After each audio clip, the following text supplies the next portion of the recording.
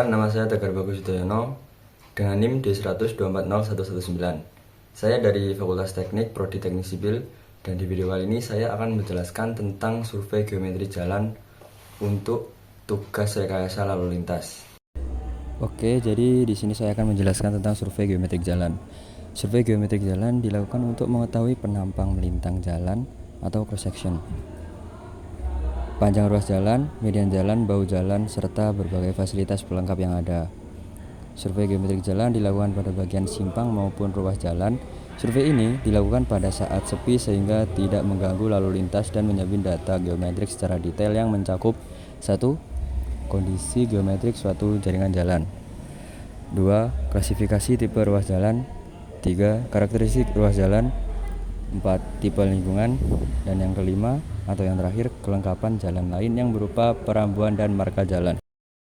Untuk alat dan bahannya sendiri kita perlu menyiapkan pilok, light stick,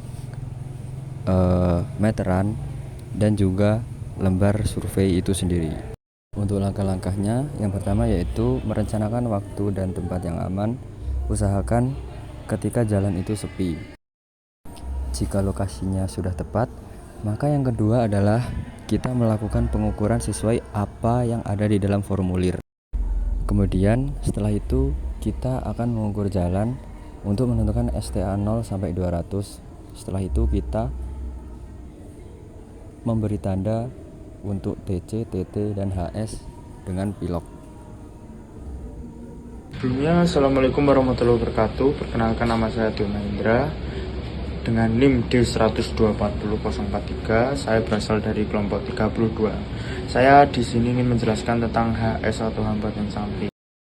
Survei hambatan samping atau HS atau side friction.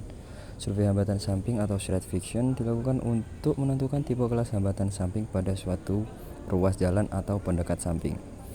Kegiatan di samping segmen yang mempengaruhi kinerja lalu lintas yaitu berjalan kaki, penghentian kendaraan umum atau kendaraan lainnya, kendaraan keluar masuk lahan di samping jalan, dan keberadaan kendaraan lambat atau fisik PKJI 2023. Aktivitas secara detail yang termasuk hambatan samping meliputi: yang pertama, pejalan kaki yang berjalan di sepanjang sisi jalan atau menyeberang jalan. Yang kedua, kendaraan umum maupun kendaraan lain yang parkir atau berhenti pada badan jalan. Yang ketiga, kendaraan tidak bermotor atau KTB atau kendaraan lambat seperti sepeda, gerobak, andong atau kereta kuda, dan becak. Kemudian, kendaraan bermotor atau KB yang masuk dan yang keluar dari lahan samping jalan dan jalan samping. Assalamualaikum warahmatullahi wabarakatuh. Perkenalkan, nama saya Nizar Rahman Effandi, NIM D100240134. Saya dari kelompok 32. Di sini saya akan menjelaskan terkait traffic counting ruas dan simpang. Survei volume lalu lintas TC atau traffic counting. Volume lalu lintas menyatakan jumlah kendaraan yang melalui suatu potongan jalan atau titik selama periode waktu tertentu. Tujuan survei volume lalu lintas: A. Mendapatkan data jumlah tiap kendaraan yang melewati suatu jaringan jalan perkotaan, baik di ruas maupun di persimpangan. B. Mengetahui pola gerakan arus lalu lintas di ruas jalan dan persimpangan. C. Mengetahui posisi peak hour, nilai-nilai peak flow rate, peak volume, dan peak hour faktor pada ruas jalan. D.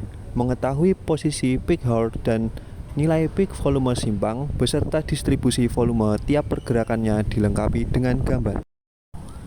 Oke, jadi di sini saya akan menjelaskan tentang langkah-langkah survei dan analisa data volume untuk persimpangan. Secara umum, proses pengambilan data volume di persimpangan adalah sama dengan di ruas, tetapi ada perbedaan dalam detail pergerakan yang ada.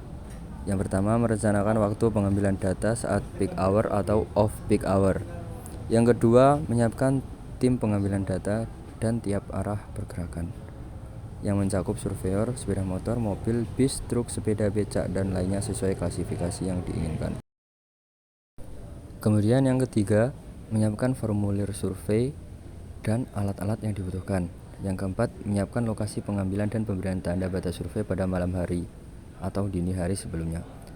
Yang kelima, menempatkan seluruh surveyor sesuai posnya minimal 30 menit sebelum survei dilaksanakan.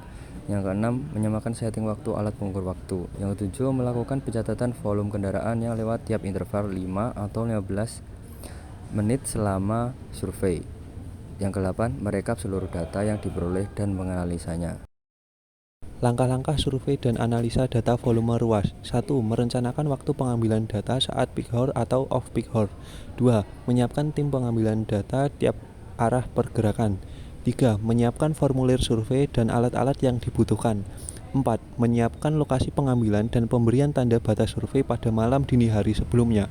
5. Menempatkan seluruh surveyor sesuai dengan posnya 30 menit sebelum survei dilaksanakan. 6. Menyamakan setting waktu alat pengukur waktu. 7. Melakukan pencatatan volume kendaraan yang lewat tiap interval 15 menit selama survei. 8. Merekap seluruh data yang diperoleh dan menganalisanya. Assalamualaikum warahmatullahi wabarakatuh. Perkenalkan, nama saya Rifki Pratama Kurniawan dengan NIM D100240152 dari kelompok 32. Saya di sini akan menjelaskan apa itu TT atau travel time. Survei waktu tempuh atau travel time. Waktu tempuh adalah suatu ukuran waktu untuk menentukan lamanya perjalanan dalam menempuh suatu jarak tertentu. Tujuan survei waktu tempuh: A. Untuk mendapatkan data waktu tempuh sampel tiap jenis kendaraan yang melewati suatu ruas jalan tertentu atau pada jarak pendek. B. Menentukan kecepatan setempat masing-masing kendaraan sampel. C. Menentukan kecepatan setempat, rata-rata ruang, dan kecepatan setempat, rata-rata waktu tiap jenis kendaraan. D. Menentukan standar deviasi kecepatan rata-rata ruang dan kecepatan rata-rata waktu untuk seluruh arus lalu lintas. E. Menggambarkan pola kecepatan arus lalu lintas selama waktu survei. Langkah-langkah survei travel time. 1. Merencanakan waktu pengambilan data atau saat peak hour atau off peak hour. 2. Menyiapkan tim pengambilan data tiap arah pergerakan mencakup surveyor, sepeda motor, mobil, bis, truk, sepeda, becak, dan lainnya sesuai klasifikasi yang diinginkan. 3. Menyiapkan formulir survei dan alat-alat yang dibutuhkan. 4. Menyiapkan lokasi pengambilan dan pemberian tanda batas survei pada malam atau dini hari sebelumnya. Jarak antar garis batas L disesuaikan dengan tujuan penelitian. Misal, spot pada area zebra cross sepanjang 5-10 meter. Spot pada area yang lebih panjang sekitar 25-30 meter. 5. Menempatkan seluruh surveyor sesuai dengan posnya 30 menit sebelum survei dilaksanakan. 6. Menyamakan setting waktu alat pengukur waktu. 7. Melakukan pencatatan waktu tempuh tiap sampel tiap jenis kendaraan yang lewat tiap interval 5 atau 15 selama survei sesuai dengan tujuan penelitian. Sampel yang diambil harus mewakili populasi yang ada. Dalam hal ini adalah arus lalu lintas yang lewat. Mewakili atau representasi yang dimaksud mencakup macam kendaraan yang ada serta proporsi masing-masing jenis kendaraan.